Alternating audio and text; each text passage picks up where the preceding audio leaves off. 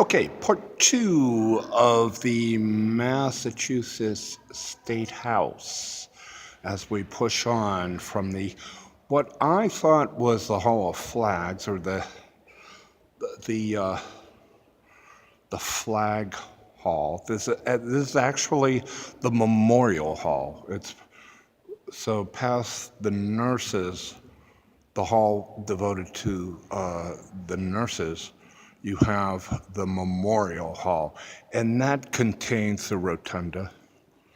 And further along, that leads to the grand staircase here. Okay, and this leads to the chambers. The Senate and the House are up. Down are the offices that I noticed of the Republican House leader. Okay, so down, and this goes down 2 floors. So so I know by observation the floor below here has at least a House Republican leader and the clerk of the chambers, one of the chambers. Now here along on either side of the grand staircase, all right, are portraits, and this is why I call it Memorial Hall, because you have governors all along these 2 hallways on either side of the grand staircase, and it's Massachusetts. I mean, you got portraits here that are, I mean, names of the entire country that are just really something to observe. The ones that I would like to note here in this Memorial Hall is Winthrop, okay, the first governor of Massachusetts, who is buried in the King's Chapel. We saw the tomb there. Ironically, John Wheelwright, colonial minister, is positioned between him and Sir Henry Vane. Okay, Vane has a statue in the main library downtown. I got to look up his history because, from what I read, governor, but look at the dates. But from what I read, he was beheaded for his principles and his beliefs. So you have like colonial time here to statehood, the different governors, John Endicott, okay, names that I recognize, okay, and all these portraits. And here is, this too is, this is John Endicott, Governor John Endicott. And this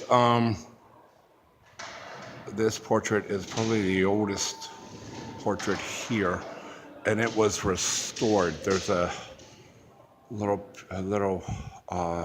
piece there that describes how the portrait had to be restored, okay, because of time. And here, like in a lot of the many other capitals, you have one of the original chairs from one of the chambers. There's no plate here, saying which chamber or the significance of the chair, but I do believe it's from one of the chambers, original, chairs. Okay. So that's Memorial Hall. It's Christmas time here. And staff have various meetings and such, and they have, needless to say, the decorations are out, and it's wait, I think Colorado on the 4th of July, so it's like, and that was pretty festive there. And so housing crew got the decorations out for the season here. Okay. And the stairs up lead to the chambers. Let's see what's happening there.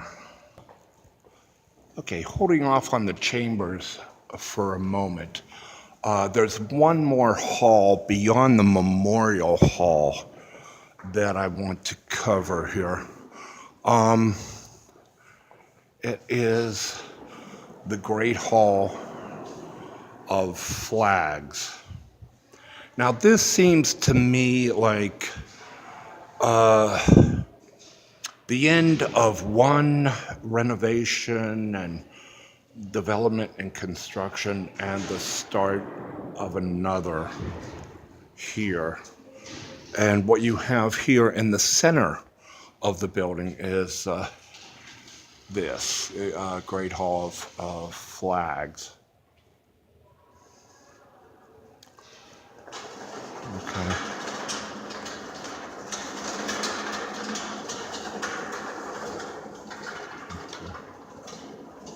That's a clock in the middle, which actually is accurate. Okay.